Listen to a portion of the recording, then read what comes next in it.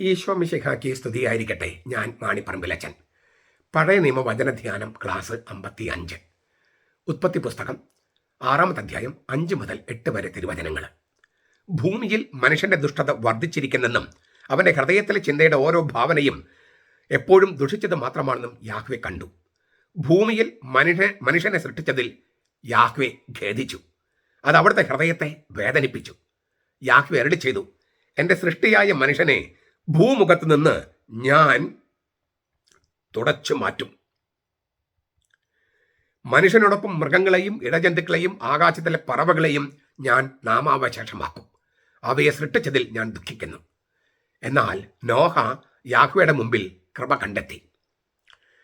നമ്മൾ കഴിഞ്ഞ ക്ലാസ്സിൽ രണ്ടോ മൂന്നോ ക്ലാസ്സിലിട്ട് നമ്മൾ ധ്യാനിച്ചത് ദൈവപുത്രന്മാരും മനുഷ്യപുത്രന്മാരും തമ്മിലുള്ള അഭേദ ബന്ധവും അവരിൽ ജനിച്ച രാക്ഷസന്മാരുടെ കഥയൊക്കെയാണ്. ആ തിന്മ കണ്ടപ്പോൾ ദൈവത്തിൻ്റെ പ്രതികരണം, അതാണ് നമ്മൾ ഇന്ന് കേട്ടത്. ഇതിൽ നോഹയെക്കുറിച്ച് നമുക്ക് അടുത്ത ക്ലാസ്സിൽ കേൾക്കാം. ഇന്ന് നമ്മൾ ഒരൊറ്റ വചനത്തെക്കുറിച്ചാണ് നമ്മൾ കാണുന്നത്. ദൈവം ഖേദിച്ചു. അവൻ്റെ ഹൃദയം വേദനിച്ചു. അവൻ്റെ ഹൃദയത്തെ അത് വേദനിപ്പിച്ചു. ഇല്ലേ? മനുഷ്യനെ സൃഷ്ടിച്ചതിൽ യാഹ്വേ ഖേദിച്ചു. അത് അവിടുത്തെ ഹൃദയത്തെ വേദനിപ്പിച്ചു. എന്നിട്ട് ദൈവം വാക്ക് മാറ്റുകയാണ്. എന്താണ്? ഈ ഭൂമുഖത്ത് ഞാൻ മനുഷ്യനെ തുടച്ചു മാറ്റും. മനുഷ്യനോടൊപ്പം മൃഗങ്ങളെയും ഇടജന്തുക്കളെയും ആകാശത്തിലെ പറവകളെയും എല്ലാം ഞാൻ ഇല്ലാണ്ടാക്കും. അങ്ങനെ ഒരു തീരുമാനം ദൈവം എടുക്കുകയാണ്. കാരണം അവയെ സൃഷ്ടിച്ചതിൽ ഞാൻ ദുഃഖിക്കുന്നു. I regret, I'm sorry that I created them. അപ്പോൾ ദൈവം ഖേദിക്കുക, ദൈവത്തിൻ്റെ ഹൃദയത്തിന് ദുഃഖമുണ്ടാകുക, ദൈവം തീരുമാനം മാറ്റുക. ഇതൊരു തീർത്തും വൈകാരികമായിട്ട് മാനുഷിക വൈകാരികത തിരയടിക്കുന്നത് പോലെ, തിരകൾ ഇങ്ങനെ അലയടിക്കുന്നത് പോലെ ദൈവത്തിൻ്റെ മനസ്സിൽ അങ്ങനെ അലയടിക്കുന്നു എന്ന തോന്നലാണ് നമുക്ക് ആദ്യം തോന്നുക. ദൈവം ഖേദിക്കുന്നു. God regrets. ദൈവം ദുഃഖിക്കുന്നു. God is sorrowful. God is sad. അപ്പോൾ ദൈവം മനുഷ്യനാണോ ഇതുപോലെ ദുഃഖിക്കാനും ഖേദിക്കാനും അതുപോലെ ഇങ്ങനെ മാറ്റം വരുത്താൻ, തീരുമാനത്തിലൊക്കെ മാറ്റം വരുത്താൻ? അപ്പോൾ ദൈവത്തിൻ്റെ മനസ്സ്, ദൈവത്തിൻ്റെ ഹൃദയം, അതെല്ലാം ഇതുപോലെ മനുഷ്യ മനസ്സ് പോലെയും മനുഷ്യ ഹൃദയം പോലെയും ആണ് എന്ന് നമുക്ക് ചിന്തിക്കാൻ പറ്റുമോ? അങ്ങനെയല്ലേ തോന്നുക. ആദ്യമേ ഓർക്കേണ്ടത്, ഇത് തീർത്തും ആക്ഷരികമായിട്ട് വ്യാഖ്യാനിക്കരുത്. ആക്ഷരികമാണ് അർത്ഥം, പക്ഷെ ആക്ഷരികമായിട്ട് മാത്രം വ്യാഖ്യാനിക്കരുത്. മനുഷ്യനെ പോലെ ദൈവത്തിന് മാറ്റം വരില്ല. മലാക്കി 3:6 കൃത്യമായിട്ട് അത് പറഞ്ഞിട്ടുണ്ട്. മനുഷ്യൻ പരിതപിക്കുന്ന പോലെ ദൈവം അനുതപിക്കുന്നുമില്ല. സംഖ്യ 23:19. ഇതെല്ലാം വേദത്താളുകൾ പഠിപ്പിക്കുന്നുണ്ട്. അപ്പോൾ ഇവിടെ പറഞ്ഞിരിക്കുന്നു വേദത്താളുകളല്ലേ? തീർച്ചയായിട്ടും അതെ. അപ്പോൾ ഈ രണ്ട് വചനങ്ങൾ തമ്മിൽ വൈരുദ്ധ്യമുണ്ടോ? തീർച്ചയായിട്ടും ഇല്ല. പിന്നെ എങ്ങനെയാണ് മനസ്സിലാക്കേണ്ടത്? ഞാൻ ഒന്നുകൂടി പറയാണ്. ദൈവം മനുഷ്യൻ പരിതപിക്കുന്നത് പോലെ ദൈവം അനുതപിക്കുന്നില്ല. മനുഷ്യനെ പോലെ ദൈവത്തിന്റെ മാറ്റം വരില്ല. ഇത് തിരുവചനങ്ങൾ വെളിപ്പെടുത്തിയിട്ടുണ്ട്. മലാക്കി 3:6, സംഖ്യ 23:19. പിന്നെ ഇവിടെ പറഞ്ഞിരിക്കും ദൈവം ഖേദിച്ചു. അപ്പോൾ ദൈവത്തിന്റെ രഹസ്യത്തെ മനുഷ്യനെ മനസ്സിലാക്കാൻ മനുഷ്യൻ എങ്ങനെ സാധിക്കും? നമുക്കൊരു ദൈവിക ഭാഷയില്ലല്ലോ. ഉണ്ടോ? നമുക്ക് ദൈവിക ഭാഷയുണ്ടോ? ഇല്ല. മനുഷ്യ ഭാഷയേ ഉള്ളൂ. അപ്പോൾ ദൈവത്തിന് മനുഷ്യരോട് സംവദിക്കാൻ, മനുഷ്യരെ കാര്യങ്ങൾ പറഞ്ഞ് ബോധ്യപ്പെടുത്താൻ എന്താണ് മാർഗം? അതിന് ദൈവം കണ്ട ഒരേ ഒരു മാർഗം മനുഷ്യന്റെ ഭാഷയിൽ സംസാരിക്കുക, മനുഷ്യന്റെ വാക്കുകൾ ഉപയോഗിച്ച് സംസാരിക്കുക. എന്നിട്ട് ഒരു ദിവസം മനുഷ്യന്റെ വാക്കായി, വചനമായി അവൻ തന്നെ വരും ഭൂമിയിൽ. ഇതിപ്പോൾ നമ്മൾ ഉൽപ്പത്തിയാണ് ചർച്ച ചെയ്യണേ. അപ്പോൾ മനുഷ്യന്റെ വാക്കുകളിൽ മനുഷ്യർക്ക് മനസ്സിലാകുന്ന തരത്തിൽ അവതരിപ്പിക്കുക. അപ്പോൾ ദൈവത്തിന്റെ ഉള്ളിൽ നടക്കുന്ന സംഗതികൾ മാനുഷിക ഭാഷയിൽ അവതരിപ്പിച്ചിരിക്കുക. അപ്പോൾ ഞാൻ നേരത്തെ പറഞ്ഞല്ലോ, ആക്ഷരികമായിട്ട് ഒരു നിലയ്ക്ക് മനസ്സിലാക്കണം. അതായത് അർത്ഥം അങ്ങനെ തന്നെയാണ്. പക്ഷേ മനുഷ്യർക്കുണ്ടാകുന്ന പോലെ ഖേദം അതല്ല ഉദ്ദേശിക്കുന്നത്. നമ്മുടെ ദുഷ്ടപ്രവൃത്തികൾ കാണുമ്പോൾ ദൈവത്തിലുണ്ടാകുന്ന പ്രതികരണം, ആ വേദന, അത് മാനുഷിക ഭാഷയിൽ, അവൻ്റെ ദുഃഖം, അവൻ്റെ ഖേദം മാനുഷിക ഭാഷയിൽ അവതരിപ്പിച്ചിരിക്കുന്നു. മനുഷ്യർക്ക് മനസ്സിലാകാൻ അല്ലാതെ വേറെ മാർഗമില്ല. ദൈവത്തിന് നമ്മളോട് ദൈവിക ഭാഷ സംസാരിച്ച് നമുക്ക് മനസ്സിലാകില്ല. മനുഷ്യരോട് മനുഷ്യ ഭാഷയിൽ സംസാരിച്ചാലേ മനുഷ്യർക്ക് മനസ്സിലാകൂ. അതിനാൽ ആ ഭാഷയിൽ അവതരിപ്പിക്കുന്നു. മനുഷ്യ മനസ്സിന് ഗ്രഹിക്കാൻ കഴിയുന്ന തരത്തിൽ ദൈവത്തിന്റെ രഹസ്യത്തെ മനുഷ്യ ഭാഷയിൽ അവതരിപ്പിച്ചിരിക്കുന്നു. മനുഷ്യൻ ചിന്തിക്കുന്നത് പോലെയും പ്രവർത്തിക്കുന്നത് പോലെയും ദൈവം ചെയ്യുന്നുവെന്ന തരത്തിൽ വർണ്ണിച്ചിരിക്കുന്നു. യാഥാർത്ഥ്യം കറക്റ്റാണ്. പക്ഷെ ആ വാക്കുകളുടെ അക്ഷരാർത്ഥം അല്ല നമുക്ക് വേണ്ടത്. യാഥാർത്ഥ്യം ശരിയാണ് താനും. വെറും പ്രതീകാത്മക അർത്ഥമല്ല, വെറും ആലങ്കാരിക അർത്ഥമല്ല, അക്ഷരാർത്ഥം തന്നെയാണ്. പക്ഷെ നമ്മൾ ഉദ്ദേശിക്കുന്ന അക്ഷരാർത്ഥത്തിൽ കുറച്ച് വ്യത്യാസമുണ്ട്. ഈ മനുഷ്യരുടെ ദുഷ്ടതയും വഷളത്വവും ദൈവത്തെ എത്രമാത്രം അലട്ടുന്നുവെന്നതിൻ്റെ ഒരു സൂചനയാണ് ഖേദിച്ചു, ദുഃഖിച്ചു, പരിതപിച്ചു, അനുതപിച്ചു എന്നൊക്കെ പറയുന്നതിൻ്റെ അർത്ഥം. താൻ സൃഷ്ടിച്ച ലോകം നന്നായിരിക്കുന്നുവെന്ന് 7 പ്രാവശ്യം കർത്താവ് പറഞ്ഞിട്ടുണ്ട് സൃഷ്ടികഥയിൽ. ഉൽപ്പത്തി 1 മുതൽ 2-ാമത്തെ അധ്യായം 3 വരെ. ഇപ്പോൾ ആ ലോകത്തെക്കുറിച്ച് ദൈവം ദുഃഖിക്കുന്നു. താൻ സൃഷ്ടിച്ച ലോകം നന്നായിരിക്കുന്ന കണ്ട ആ ദൈവം, നന്നായിരിക്കുന്ന കണ്ട് ആനന്ദിച്ച ദൈവം ഇപ്പോൾ അതേക്കുറിച്ച് ദുഃഖിക്കുന്നു. എന്ന് വെച്ചാൽ മനുഷ്യന്റെ പ്രവൃത്തികൾ നല്ല പ്രവൃത്തിയാണെങ്കിൽ ദൈവത്തെ ആനന്ദിപ്പിക്കുന്നു, ചീത്ത പ്രവൃത്തികളാണെങ്കിൽ ദൈവത്തെ ദുഃഖിപ്പിക്കുന്നു. പക്ഷെ ആ ദുഃഖം എന്ന് പറയുന്നത് നമ്മുടെ മനുഷ്യ മനസ്സിൽ നടക്കുന്ന പോലുള്ള ആ തരത്തിലാണെന്ന് വിചാരിക്കരുത്.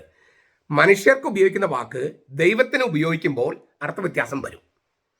ഞാനൊരു ഉദാഹരണത്തിനോട് പറയാം. ഇത് വളരെ പ്രധാനപ്പെട്ടതാണ്. ഇച്ചിരി കട്ടിയാണ് മനസ്സിലാക്കാൻ, പക്ഷേ നമ്മൾ മനസ്സിലാക്കേണ്ടതുണ്ട്. ഈ മനുഷ്യരൂപമുള്ള ദൈവമായിട്ട് നമുക്ക് ബൈബിളിൽ പലപ്പോഴും കാണാം. മനുഷ്യരൂപമുള്ള ദൈവം, ആന്ത്രപ്പോമോർഫിക് എന്നാണ് അതിനെ പറയുക. ആന്ത്രപ്പോസ് എന്ന ഗ്രീക്ക് വാക്കിന് മനുഷ്യൻ എന്നർത്ഥം. മനുഷ്യൻ സ്ത്രീയും പുരുഷനുമാകാം. മോർഫ് എന്ന് പറഞ്ഞാൽ അറിയാലോ, രൂപം. അപ്പം മനുഷ്യരൂപത്തിലുള്ള ദൈവം, ആന്ത്രപ്പോമോർഫിക്.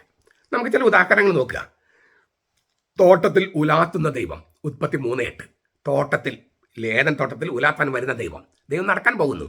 സായം സന്ധ്യയിലെ ആ മന്ദമാരുതൻ്റെ ആ ശീതളമൊക്കെ അനുഭവിച്ച് ദൈവം നടക്കാൻ പോകുന്നു. ഈവനിങ് വാക്ക്, ഉൽപ്പത്തി 3:8. ദൈവം ഖേദിക്കുന്ന കാര്യം നമ്മളിപ്പോൾ കണ്ടു കഴിഞ്ഞു, ഉൽപ്പത്തി 6:6. ഹൃദയത്തിൽ അവൻ സങ്കടപ്പെട്ടെന്നും എഴുതിയിരിക്കുന്നു, ഉൽപ്പത്തി 6:6 തന്നെ. പിന്നെ ദൈവത്തിന് ദൈവത്തിന് കൈയുണ്ട്, ശക്തമായ കരങ്ങൾ കൊണ്ട് ഞാൻ നിങ്ങളെ രക്ഷപ്പെടുത്തി, പുറപ്പാട് 7:5. ദൈവത്തിൻ്റെ കൈ, കരം, ഹോസിയ പ്രവാചകൻ 11:3. ദൈവത്തിന് കാലുകളുള്ളതായിട്ട് പുറപ്പാട് 24:10. വെളുത്ത മുടിയുള്ളതായിട്ട് ദൈവപിതാവിന് വെളുത്ത മുടിയുള്ളതായിട്ട് ദാനിയേൽ 7:9. ദൈവത്തിന് മുഖമുള്ളതായിട്ട് സങ്കീർത്തനം 27:8. ഇങ്ങനെയൊക്കെ അവതരിപ്പിച്ചിട്ടുണ്ട്. അപ്പോൾ നമുക്ക് സ്വാഭാവികമായിട്ടൊരു ചോദ്യം വരും, ദൈവത്തിന് കയ്യും കാലുകളും മുടിയും മുഖം ഒക്കെ ഉണ്ടോ? ഇല്ല. ദൈവാരൂപിയല്ലേ? ഇല്ല. പിന്നെ എന്തിനാ ഇങ്ങനെ എഴുതിയിരിക്കുന്നത്? അതുപോലെ മറ്റൊരു സംഗതിയാണ്, ദൈവം സംസാരിച്ചു, ദൈവം അരുളി ചെയ്തു, ദൈവം കൽപ്പിച്ചു. അപ്പം നമുക്ക് വീണ്ടും ഒരു ചോദ്യം, ദൈവത്തിന് വായുണ്ടോ സംസാരിക്കാൻ? കൽപ്പിക്കാനും അരുളി ചെയ്യാൻ ദൈവത്തിന് വായുണ്ടോ? നമ്മൾ സംസാരം എന്ന് പറഞ്ഞാൽ നമ്മുടെ ചുണ്ടുകളും ഓഷ്ടവും അധരവും പിന്നെ നാവും വായും ഒക്കെ ഉപയോഗിച്ചുള്ള ഒരു പ്രവൃത്തിയല്ലേ? ദൈവത്തിന് ഇതൊക്കെ ഉണ്ടോ? ദൈവം അരൂപിയല്ലേ? അപ്പോൾ എങ്ങനെ ഇത് മനസ്സിലാക്കാം? ഇങ്ങനെ അതിൻ്റെ അർത്ഥം പറയുന്നതിന് മുമ്പ് ഒരു കാര്യം പറയട്ടെ. അപ്പോൾ ദൈവത്തിന് വെളുത്ത മുടി, പ്രായമായ ഒരാളായിട്ട്, വലിയ പുരാതനായവൻ, പിന്നെ കൈ, കാല്, മുഖം, ഇങ്ങനെയൊക്കെ പറയുമ്പോൾ അത് അക്ഷരങ്ങൾ എഴുതി വെച്ചിരിക്കുക. ഈ വാക്കുകളൊക്കെ നമ്മുടെ ബൈബിളിലുണ്ട്, സത്യവേദ പുസ്തകത്തിലുണ്ട്. അതൊക്കെ ഉപയോഗിക്കുമ്പോൾ ഇത് വായിക്കുമ്പോൾ നമ്മുടെ മനസ്സിൽ ചിത്രം വരുമല്ലോ, ഇല്ലേ? ദൈവത്തിന് മുടി എന്ന് പറയുമ്പോഴും മുഖം എന്ന് പറയുമ്പോൾ നമ്മുടെ മനസ്സിൽ ചിത്രം വരും. അത് ചിത്രകലയിലും ഐക്കണുകളിലും ഇല്ലേ ചിത്രീകരിക്കുന്നു. അതിന് വിഗ്രഹാരാധന എന്ന് പറയാൻ പാടില്ല. ദൈവമല്ലാത്തതിനെ ദൈവമായി ആരാധിക്കുന്നതാണ് വിഗ്രഹാരാധന. ദൈവമല്ലാത്തൊരു വസ്തുവിനെ, അല്ലാതിരിക്കുന്ന ഒരു സംഗതിയെ ദൈവമായിട്ട് ആരാധിക്കുന്നതാണ് വിഗ്രഹാരാധന. അത് പണമാകാമെന്ന് പൗലോസ്ലീഹ പറയുന്നുണ്ട്, മറ്റെന്തുമാകാം. അപ്പോൾ ഇവിടെ അതല്ല, ഇവിടെ വാക്ക് ചിത്രമാണ്. നമ്മൾ ദൈവത്തിൻ്റെ മുടി എന്ന് തിരുവചനത്തിൽ എഴുതിയിരിക്കുന്നു, ദൈവത്തിൻ്റെ കൈ, കരം എന്നൊക്കെ കാലുകൾ എന്ന് എഴുതിയിരിക്കുന്നു. അതെല്ലാം വായിക്കുമ്പോൾ മനസ്സിലാകുന്ന ചിത്രം ചിത്രകാരന്മാർ വരച്ചു വെക്കുമ്പോൾ അതൊരു സുവിശേഷ പ്രഘോഷണമാണ്, ഇല്ല? പ്രത്യേകിച്ചും പൗരസ്ത്യ സഭകളിലാണെങ്കിൽ ഐക്കണുകൾ ഉപയോഗിക്കൂ. അവ ദൈവശാസ്ത്ര ചിത്രങ്ങളാണ്, ദൈവശാസ്ത്ര ധ്യാനങ്ങളാണ്. നമുക്കിനി ചോദ്യത്തിലേക്ക് വരാം. ദൈവത്തിന് ഇങ്ങനെ മനുഷ്യരൂപമുള്ള ദൈവം, സംസാരിക്കുന്ന ദൈവം, അപ്പം എന്താണ് ഇതിൻ്റെയൊക്കെ അർത്ഥം? ഇതിന് ദൈവശാസ്ത്രജ്ഞന്മാർ ഉപയോഗിക്കുന്ന ഒരു വാക്കാണ് അനാലജി. സാധർമ്മ്യ പൊരുൾ എന്നാണ് അതിന് പറയുക. മനുഷ്യർക്ക് ഉപയോഗിക്കുന്ന വാക്കുകൾ ദൈവത്തിന് ഉപയോഗിക്കുമ്പോൾ തീർച്ചയായും ആ വാക്കുകളുടെ അർത്ഥത്തിൻ്റെ ഒരു അന്തരം വരും. സാധർമ്മ്യ പൊരുൾ, അനാലജി എന്നാണ് അതിന് ഇംഗ്ലീഷിൽ പറയുക. സാധർമ്മ്യ പൊരുൾ മലയാളം, അനാലജി എന്ന് ഇംഗ്ലീഷിൽ. നമുക്കൊരു ഉദാഹരണം നോക്കാം. ഞാൻ നേരത്തെ പറഞ്ഞല്ലോ, നമ്മുടെ വായും അധരം, ഓഷ്ടം, ചുണ്ട്, ഇതെല്ലാം ഉപയോഗിച്ച് നമ്മളൊരു പ്രവൃത്തി വിളിക്കുമ്പോൾ അതിന് സംസാരിക്കുക എന്ന് പറയണം. സംസാരിക്കുക, പറയുക എന്ന് പറയണം. ഈ അധരവും ഓഷ്ടവും വായും ചുണ്ടൊക്കെ ഉപയോഗിച്ചിട്ട് ഒരു പക്ഷി, അപ്പോൾ എന്താ നമ്മൾ പറയുക? പക്ഷി ചിലയ്ക്കുന്നു, ചേർപ്പ് എന്ന് നമ്മൾ പറയുക. പക്ഷി ചിലയ്ക്കുന്നു. പട്ടിയാണെങ്കിലോ കുരയ്ക്കുന്നു, ബാർക്ക്, കുരയ്ക്കുന്നു. പൂച്ചകളാണെങ്കിൽ മ്യാവും. അല്ലേ? അങ്ങനെയല്ലേ? ഇംഗ്ലീഷിലാണെങ്കിലും MEOW. അപ്പോൾ മ്യാവ്. ഈ പശു, കാള, അമറല്, മൂ, അല്ലേ? MOO, മൂ, അമറല്. സിംഹമാണെങ്കിൽ റോർ, ഗർജിക്കുന്നു. അപ്പം നമുക്ക് നോക്കുക, പക്ഷികൾ ചിലയ്ക്കുന്നു, പട്ടികൾ കുരയ്ക്കുന്നു, മനുഷ്യർ സംസാരിക്കുന്നു. ദൈവം എങ്ങനെ സംവദിക്കണേ? പക്ഷികളെ ചിലയ്ക്കുന്നു, പട്ടികൾ കുരയ്ക്കുന്നു, മനുഷ്യർ സംസാരിക്കുന്നു. ദൈവം എങ്ങനെയാണ് കമ്മ്യൂണിക്കേറ്റ് ചെയ്യുന്നത്? ദൈവം എങ്ങനെ സംവദിക്കണേ? നമുക്കറിയില്ല. അതുകൊണ്ട് മനുഷ്യർക്ക് ഉപയോഗിക്കുന്ന ഒരു വാക്ക് ദൈവത്തിന് ഉപയോഗിക്കുന്നു, പക്ഷേ അർത്ഥം വ്യത്യാസമുണ്ട്. ദൈവം കമ്മ്യൂണിക്കേറ്റ് ചെയ്യുന്നു, അതെങ്ങനെയാണ് എന്ന് നമുക്കറിയില്ല. അപ്പോൾ ദൈവം സംസാരിച്ചു, ദൈവം പറഞ്ഞു എന്നൊക്കെ പറയുമ്പോൾ ഉദ്ദേശിക്കുന്നത് ദൈവം എങ്ങനെയോ കമ്മ്യൂണിക്കേറ്റ് ചെയ്തു, സംവദിച്ചു. അത് വാഗൊണ്ടാകണമെന്നില്ല. ദൈവം സർവശക്തനാണ്. ദൈവത്തിൻ്റെ ലോഗോസ് നമ്മിലേക്ക് വന്നപ്പോഴാണ് നമ്മൾ മനുഷ്യനായത്. യോഹന്നാന്റെ സുവിശേഷം 10:14-15. ദൈവത്തിന്റെ വചനം, ദൈവത്തിന്റെ ലോഗോസ് ആരിലേക്ക് വന്നുവോ അവരെ ദൈവങ്ങളെന്ന് വിളിച്ചു. മനുഷ്യർ ദൈവങ്ങളെന്ന് വിളിക്കുന്നതിന് കാരണം ദൈവത്തിന്റെ ലോഗോസ് നമ്മിലേക്ക് വന്നതുകൊണ്ടാണ്. അപ്പോൾ ദൈവത്തിന്റെ ലോഗോസ്, ദൈവത്തിന്റെ യുക്തി, ദൈവത്തിന്റെ സ്നേഹം, ദൈവത്തിന്റെ സ്വാതന്ത്ര്യം നമ്മിലേക്ക് വന്നപ്പോഴാണ് നമ്മൾ മനുഷ്യരായത്. അതുകൊണ്ട് ദൈവത്തിന് നമ്മളുമായി സംവദിക്കാൻ ഒരു മാർഗമുണ്ട്. അതിനെ മാനുഷിക ഭാഷയിൽ പറയുകയാണ് നമ്മൾ സംസാരിക്കുക. അപ്പോൾ ഞാൻ ഒന്നുകൂടി പറയാം, നമുക്ക് ഉപയോഗിക്കുന്ന, മനുഷ്യർക്ക് ഉപയോഗിക്കുന്ന ഒരു വാക്ക് ദൈവത്തിന് ഉപയോഗിക്കുമ്പോൾ അർത്ഥവ്യത്യാസം വരും. ഇതേ സംഗതി തന്നെ നമുക്ക് മറ്റൊരു കാര്യം കൂടി ഉപയോഗിക്കും. ഇവിടെ പറയാൻ പറ്റിയൊരു വേദി ഇതായതുകൊണ്ട് ഞാനത് പറയാണ്. ഇപ്പോൾ നമ്മൾ ഏക സത്യദൈവം 3 ആളുകളാണെന്ന് പറയുന്നു. 3 ആളുകൾ, 3 പേഴ്സൺസ്, അല്ലേ? 1 true god but 3 persons. Person എന്ന് നമ്മൾ മനുഷ്യർക്ക് ഉപയോഗിക്കുന്ന അർത്ഥത്തിലല്ല ദൈവത്തിന് ഉപയോഗിക്കണേ. വാക്കൊന്നാണ്, പക്ഷെ അർത്ഥവ്യത്യാസമുണ്ട്. ഇതിനാണ് സാധർമ്മ്യ പൊരുൾ എന്ന് പറയണേ, അനാലജി എന്ന് പറയണേ. മനുഷ്യർക്ക് ഉപയോഗിക്കുന്ന വാക്കാണെങ്കിലും മനുഷ്യര് വ്യക്തികളായിരിക്കുന്ന പോലെയല്ല ദൈവം ആളായിരിക്കുന്നത്. നമുക്ക് ഈ മലയാളത്തിൽ തന്നെ നമുക്കൊരു കാര്യം നോക്കുക. ഇൻഡിവിജ്വൽ, പേഴ്സൺ, വ്യക്തി, പിന്നെ ആള്. 2 വാക്കുകളുണ്ട്. ഇൻഡിവിജ്വൽ, വ്യക്തി, പേഴ്സൺ, ആള്. രണ്ടും ഒരേ അർത്ഥമാണോ? ഒരേ അർത്ഥമാണെങ്കിൽ 2 വാക്കിൻ്റെ ആവശ്യമുണ്ടോ? ഇല്ല. ഇപ്പം എന്നെ തനിച്ചെടുത്താൽ ഞാനൊരു വ്യക്തിയാണ്.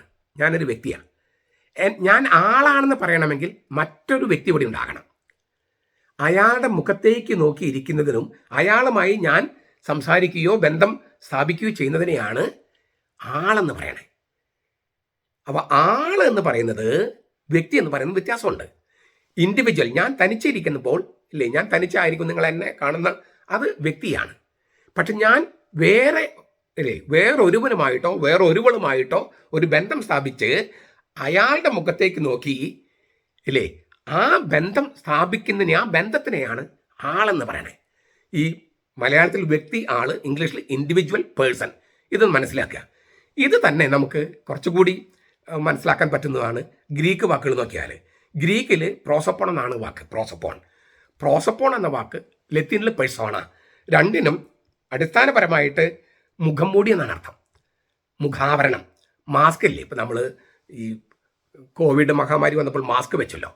അതുകൂടാണ്ട് കുറച്ച് നമ്മളിപ്പം രാജീവ് ഗാന്ധി വരുമ്പോൾ, അല്ലെങ്കിൽ നരേന്ദ്രമോദി വരുമ്പോൾ അദ്ദേഹത്തിൻ്റെ മാസ്ക് വെച്ചിട്ട് പ്രത്യക്ഷപ്പെടുന്നു.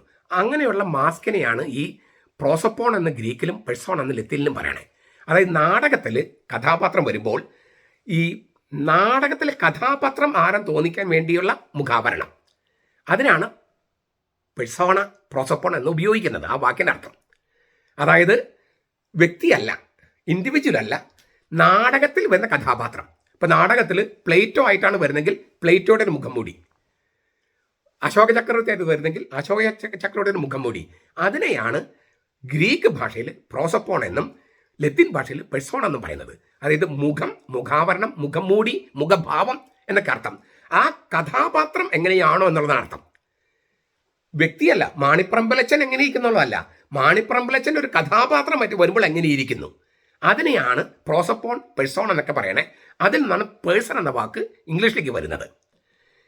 അപ്പോൾ ഈ ദൈവം 3 വ്യക്തികളല്ല, 3 ആളുകളെന്ന് പറയുമ്പോൾ പിതാവും പുത്രനും പരിശുദ്ധാത്മാവും തമ്മിലുള്ള ബന്ധത്തിൽ എങ്ങനെയാണോ എന്നാണ് അർത്ഥം. ഒന്നുകൂടി പറയാം. പിതാവ് പുത്രനുമായുള്ള ബന്ധത്തിൽ, പിന്നെ പിതാവും പുത്രനും പരിശുദ്ധാത്മാവുള്ള ബന്ധത്തിൽ, പരിശുദ്ധാത്മാവ് പിതാവും പുത്രനുമുള്ള ബന്ധത്തിൽ അവർ മുഖത്തോട് മുഖം നോക്കിയിരിക്കുകയെന്ന് പറയാം. ഞാൻ മാനുഷിക ഭാഷയിൽ പറയാണ്, അവർ നമ്മളെ ബന്ധത്തെയാണ് പേഴ്സൺ, ആൾ എന്ന് പറയുന്നത്. അതായത് മനുഷ്യർക്ക് നമ്മൾ ആളെന്ന് പറയുന്ന അർത്ഥത്തിലല്ല ദൈവത്തിൽ ഈ 3 ആളുകൾ എന്ന് പറയുമ്പോൾ ഉദ്ദേശിക്കുന്നത്. പിതാവും പുത്രനും പരിശുദ്ധാത്മാവും നമ്മളെ ബന്ധത്തെയാണ് ഈ പേഴ്സൺ, ആളെന്ന വാക്കുകൊണ്ട് ഉദ്ദേശിക്കുന്നത്. പക്ഷെ ഇതിനകത്തൊരു പ്രശ്നമുണ്ട്. എന്താണ് പ്രശ്നം? നാടകത്തിൽ കഥാപാത്രം കാണപ്പെടുക. അപ്പൊ പിതാവ് പുത്രന്റെ മുമ്പിൽ കാണപ്പെടുന്നു, പുത്രൻ പരിശുദ്ധാത്മാവിന്റെയും ദൈവപിതാവിന് മുമ്പിൽ കാണപ്പെടുന്നു എന്ന ഒരു ദോഷം ആ വാക്കിനുണ്ട്. അതുകൊണ്ടാണ് ആ വാക്കിന് പകരം നമ്മൾ ഗ്രീക്കിൽ നമ്മുടെ ദൈവശാസ്ത്രത്തിൽ ഉപയോഗിക്കുന്നത് ഹിപ്പോസ്റ്റാസിസ് എന്ന വാക്ക് ഉപയോഗിക്കണേ. ആള് എന്നതിന് ഹിപ്പോസ്റ്റാസിസ് എന്ന വാക്കാണ് നമ്മൾ കൂടുതൽ ഉപയോഗിക്കണേ. ഹിപ്പോസ്റ്റാസിസ്, പെർസോൺ എന്ന വാക്കല്ല, പ്രോസോപ്പൺ എന്ന വാക്കല്ല. കാരണം പ്രോസോപ്പൺ എന്ന വാക്ക് നാടകരംഗത്ത് വരുന്നതാണ്. അപ്പം അതിനകത്ത് ആളെന്ന് പറയുമ്പോൾ നാടകവുമായിട്ട് ബന്ധപ്പെട്ട് കാണപ്പെടുന്നത് മാത്രമേ ഉള്ളൂ, യാഥാർത്ഥ്യമില്ലെന്നൊരർത്ഥം ധ്വനി വരാം. അതുകൊണ്ട് ദൈവശാസ്ത്രം പഠിപ്പിക്കുമ്പോൾ 3 ആളുകൾ എന്ന് പറഞ്ഞാലും പ്രോസോപ്പൺ എന്ന വാക്കോ പെർസോൺ എന്ന വാക്കോ അല്ല ഉപയോഗിക്കുക, ഹിപ്പോസ്റ്റാസിസ് എന്നാണ് പറയുക. ഹിപ്പോസ്റ്റാസിസ് എന്താണ്? ഹിപ്പോസ്റ്റാസിസ് എന്ന് പറഞ്ഞാൽ യഥാർത്ഥത്തിൽ ആയിരിക്കുന്ന ഉണ്മ, ദ റിയൽ ബീയിങ്, സബ്സിസ്റ്റൻസ് എന്നൊക്കെ നമുക്ക് വേണമെങ്കിൽ പറയാം. അതായത് ദൈവം ഒന്നാണ്, സത്തയിൽ ദൈവം ഒന്നാണ്, ബന്ധത്തിൽ 3 ആ ബന്ധം വെറും കാണപ്പെടുന്നതല്ല, ശരിക്കുമാണ്. അപ്പോൾ പ്രോസോപ്പോൺ, പെർസോണ, അതിൽ നിന്ന് വരുന്ന പേഴ്സൺ എന്ന വാക്കിന് പകരം നമ്മൾ ഈ ദൈവശാസ്ത്രം പഠിക്കുമ്പോഴും കത്തോലിക്ക സഭയുടെ മതബോധനം അതുപോലെയൊക്കെ പഠിക്കുമ്പോൾ ഈ പേഴ്സൺ എന്ന വാക്കിന് അതിൻ്റെ ഗ്രീക്കാണ് ഞാൻ പറഞ്ഞത്, ലത്തീനാണ് പറഞ്ഞത് പെർസോണ, ഗ്രീക്കാണ് ഞാൻ പറഞ്ഞത് പ്രോസോപ്പോൺ. ആ പേഴ്സൺ എന്ന വാക്കിന് ഇങ്ങനെ ഒരു പശ്ചാത്തലം മോശമുള്ളത് കൊണ്ട് അതിന് പകരം ഹിപ്പോസ്റ്റാസിസ് എന്നാണ് ഉപയോഗിക്കുന്ന വാക്ക്. അതിനർത്ഥം 3 പേരും യഥാർത്ഥത്തിലുള്ള ഉണ്മയാണ്. ഉണ്മ എന്ന് പറഞ്ഞാൽ ബീയിങ്, പക്ഷേ ഒരൊറ്റ ദൈവമാണ്. അപ്പോൾ ഞാൻ എന്തിനാ അത്രയും പറഞ്ഞെന്നറിയാമോ? ഈ മനുഷ്യരൂപത്തിൽ ദൈവത്തെ അവതരിപ്പിക്കുമ്പോൾ നമ്മൾ തെറ്റിദ്ധരിക്കരുത്, ദൈവം മനുഷ്യനെ പോലെയാണെന്ന് തെറ്റിദ്ധരിക്കരുത്. എന്നാൽ അങ്ങനെയല്ലാതെ ദൈവത്തിന് നമ്മുടെ മുമ്പിൽ അവതരിപ്പിക്കാനും കഴിയില്ല. അതേസമയം മനുഷ്യരുടെ ഭാഷ ദൈവത്തിന് ഉപയോഗിക്കുമ്പോൾ അർത്ഥത്തിന് വ്യത്യാസം വരും. ആ അർത്ഥത്തിന് വ്യത്യാസം വരുന്നതിനെയാണ് സാധർമ്മ്യ പൊരുൾ, അനാലജി എന്ന് പറയുന്നത്. ഇത് മനുഷ്യർക്ക് ഉപയോഗിക്കുന്ന വാക്ക് ദൈവത്തിന് ഉപയോഗിക്കുമ്പോൾ ആ വാക്ക് നമുക്ക് അറിയുള്ളൂ, വേറെ വാക്കുകൾ അറിയില്ല. നമുക്ക് മനുഷ്യരുടെ ഭാഷയെ അറിയുള്ളൂ, ദൈവിക ഭാഷയും മാലാഖമാരുടെ ഭാഷ അറിയാത്തത് കൊണ്ട് മനുഷ്യരുടെ ഭാഷ ദൈവത്തിന് ഉപയോഗിക്കുമ്പോൾ മനുഷ്യർ ഉദ്ദേശിക്കുന്ന അതേ അർത്ഥമല്ല ദൈവത്തിനെന്ന് നമ്മൾ മനസ്സിലാക്കണം. ഇത് വളരെ പ്രധാനപ്പെട്ടതെന്ന് ഞാൻ പറയുന്നതിന് കാരണം, ഇപ്പം നിങ്ങൾക്ക് ഇസ്ലാമിൽ സഹോദരന്മാരുണ്ടെങ്കിൽ അവർക്ക് വലിയ പാടാണ് മനസ്സിലാക്കാൻ ഏക സത്യദൈവം 3 ആളുകളാണ്. കാരണം അവർ ആളുകൾ എന്ന് പറഞ്ഞാൽ മനുഷ്യ വ്യക്തികൾ എന്നാണ് അവർ മനസ്സിലാക്കണേ. ഈ അർത്ഥവ്യത്യാസം മനുഷ്യർക്ക് ഉപയോഗിക്കുന്ന വാക്ക് ദൈവത്തിന് ഉപയോഗിക്കുമ്പോൾ അർത്ഥവ്യത്യാസം വരുന്ന കാര്യം അവർക്ക് സങ്കല്പിക്കാൻ പോലും കഴിയുന്നില്ല. മനുഷ്യരെ പോലെ മനുഷ്യരുടെ പോലെ തന്നെയാണ് ദൈവത്തിന് എന്നാണ് വിചാരിക്കണേ. അത് വലിയ അബദ്ധമാണ്.